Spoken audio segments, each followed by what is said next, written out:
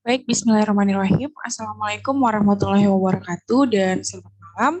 Perkenalkan, nama saya Syafira Rosanti Hakra dengan NIM FAA 118036.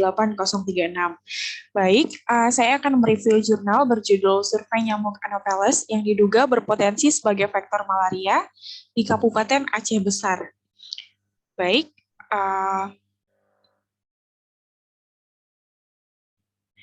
di sini ada table of contents-nya. Yang pertama itu ada pendahuluan, yang kedua ada tujuan, yang ketiga ada metode, dan yang keempat ada hasil dan pembahasan. Nah, yang mana ini adalah jurnal yang akan saya review. Dari jurnal ini, deskripsi jurnal tersebut adalah yang mana judulnya Survei Nyamuk Anopheles yang diduga berpotensi sebagai faktor malaria di Kabupaten Aceh Besar. Yang mana jurnal tersebut adalah Jurnal Biologi Edukasi, volume atau isunya volume 9 nomor 1, halaman 1 sampai 5, pada tahun Juni 2017, penulisnya oleh Yulidar, reviewernya saya sendiri, saya Viro Santihangra, pada tanggal 13 Oktober 2021. Baik, langsung saja ke pendahuluan. Yang pertama, jadi malaria ini merupakan penyakit infeksi oleh parasit Plasmodium melalui perantara gigitan nyamuk Anopheles sp. Jadi pasca tsunami tahun 2004, Provinsi Kabupaten Aceh Besar dan Banda Aceh ini mengalami berbagai perubahan lingkungan, yang mana faktor lingkungan ini merupakan salah satu faktor pendukung tingginya insiden malaria. Jadi indikator peningkatan insiden malaria ini adalah meningkatnya nilai AMI atau Annual Malaria Incidence. Jadi pada tahun 2004 pasca tsunami, nilai AMI di Kabupaten Aceh Besar ini mencapai 11,74%. Sedangkan tahun 2005 mengalami peningkatan menjadi 26 sampai 26,34%. Adapun tujuan pada penelitian ini, jadi salah satu program pengendalian malaria ini adalah pengendalian vektor. Nah, tujuan penelitian ini adalah untuk mendukung program tersebut, maka dilakukan survei nyamuk Anopheles dengan mengumpulkan larva yang berpotensi sebagai vektor malaria. Nah, adapun metode pada penelitian ini, survei ini dilakukan di Kabupaten Aceh Besar dari bulan Februari sampai dengan Oktober 2007. Nah, berdasarkan tujuan yang akan dicapai, survei ini merupakan survei observasi deskriptif. Nah, pengambilan sampelnya secara purposive sampling, yaitu melakukan survei nyamuk Anopheles dengan mengambil larva atau pupa di 16 titik lokasi penelitian. Nah, setiap satu titik lokasi dilakukan 20 kali cidukan pada beberapa tempat yang berbeda, namun tetap pada perairan tersebut. Nah, titik perairan yang dimaksud ini adalah tempat-tempat yang ada aliran air atau terdapat air tergenang yang terjadi secara alami. Nah, adapun hasil penelitian dan pembahasannya ini yang pertama ada habitat pH habitat perindukan. Jadi secara umum lokasi yang sudah ditentukan sebagai habitat perindukan larva Anopheles dalam penelitian ini memiliki rata pH-nya itu 7,8, yang mana lingkungan perairannya itu bersifat basah. Nah, merujuk pada beberapa pendapat pada gambar di samping pada jurnal tersebut, maka dapat dikatakan bahwa perairan di Kabupaten Aceh Besar ini merupakan wilayah yang sangat berpotensi sebagai habitat perindukan vektor. Oleh karena itu, dibutuhkan perhatian khusus bagi kebijakan pengendali program malaria. Untuk mengendalikan pH sangat tidak dapat dilakukan, namun diperlukan usaha-usaha lain seperti menjadikan lahan yang tidak produktif menjadi produktif di bawah pengawasan pemerintah. Memberikan penyuluhan kepada masyarakat untuk tidak memanfaatkan lahan yang terbengkalai. Nah, terus selanjutnya ada vegetasi dan predator habitat perindukan, yang mana hasil survei yang dilakukan pada beberapa titik lokasi penelitian di Kabupaten Aceh Besar ini didapatkan vegetasi air yang mendiami habitat tersebut adalah lumut atau Sprogyra sp, genjer atau Umnocaris flava, kangkung atau Upomoea aquatica, daun tapak kuda atau Upomea pescaprae, dan padi atau Oryza sativa. Nah, menurut Nurhayati et al. Pada tahun 2014, jenis vegetasi yang ditemukan pada tempat perindukan Anopheles ini adalah lumut atau Sprogyra sp, ada pohon jati, ada tapak kuda, ada tepelekan, dan ada mangga atau Mangifera sp.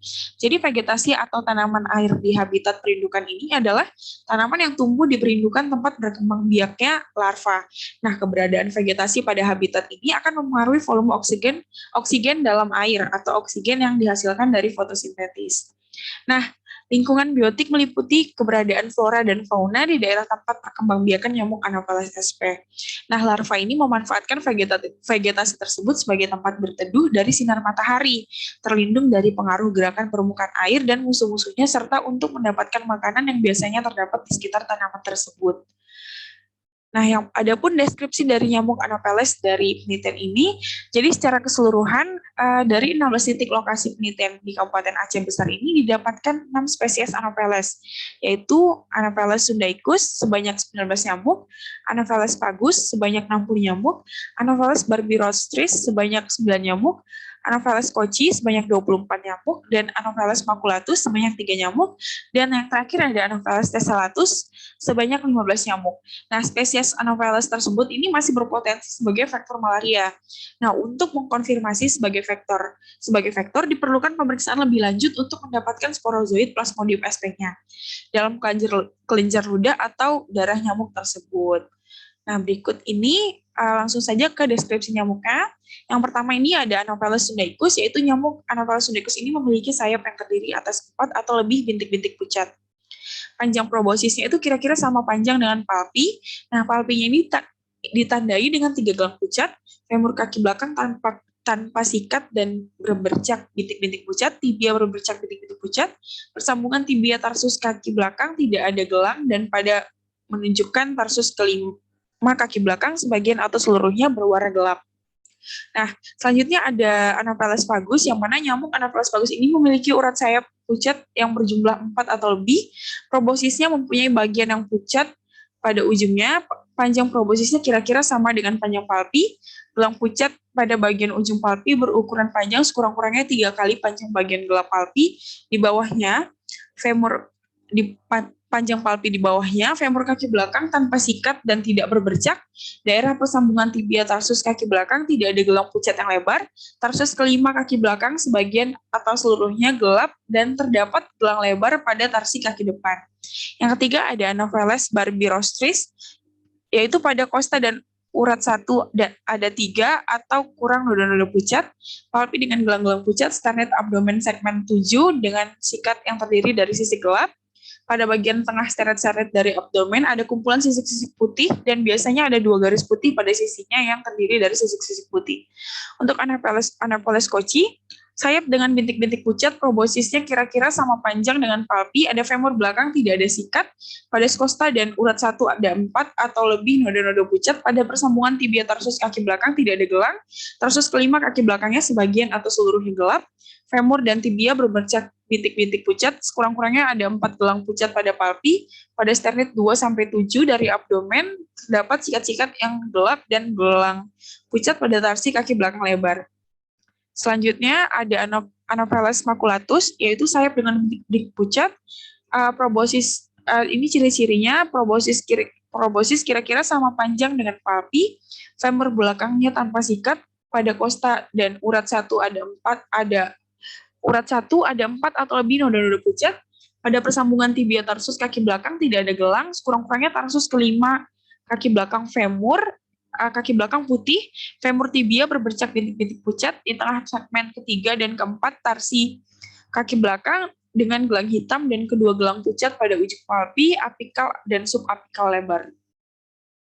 Selanjutnya ada Anopheles tessellatus, yang mana sayap dengan bintik-bintik pucat, proboscisnya kira-kira sama panjang, femur belakang tanpa sikat, pada kosta dan urat 1 ada 4 atau lebih noda-noda pucat, pada persambungan tibia tarsus kaki belakang tidak ada gelang, tarsus kelima kaki belakang sebagian atau seluruhnya gelap, femur dan tibia berbercak bintik-bintik pucat, sekurang-kurangnya ada 4 gelang pucat pada palpi, pada sternit 2 dan 7 dari abdomen terdapat sikat-sikat yang terdiri dari sisik gelap, gelang-gelang pucat pada tarsi kaki belakang sempit, skutum dan abdomen dengan sisik yang sempit, dan halter seluruhnya bersisik putih. Baik, adapun kesimpulan yang dapat saya ambil dari jurnal ini, yaitu salah satu faktor lingkungan yang dibutuhkan oleh larva ini adalah pH dan vegetasi air sebagai sumber kelangsungan hidupnya. Nah, adapun spesies nyamuk Anopheles sp yang ditemukan pada perindukan larva di Kabupaten Aceh Besar ini adalah Anopheles sundaicus, Anopheles pagus, Anopheles barbirostris, barbirostris, Anopheles cocci, Anopheles maculatus, dan Anopheles tessellatus. Nah, adapun kelebihan dan kekurangannya, mungkin kelebihan dari jurnal ini yaitu survei ini memberikan informasi nyamuk Anopheles yang diduga berpotensi sebagai faktor malaria. Adapun kekurangannya, informasi mengenai nyamuk Anopheles yang sudah terkonfirmasi sebagai faktornya belum didapatkan. Oleh karena itu, perlu diteliti lebih lanjut secara biomedis untuk mengetahui nyamuk Anopheles yang terkonfirmasi sebagai faktor malaria. Baik, mungkin itu saja review dari saya. Kurang dan lebih, jika ada kekurangan dan salah kata, mohon dimaafkan. Baik, wassalamualaikum warahmatullahi wabarakatuh.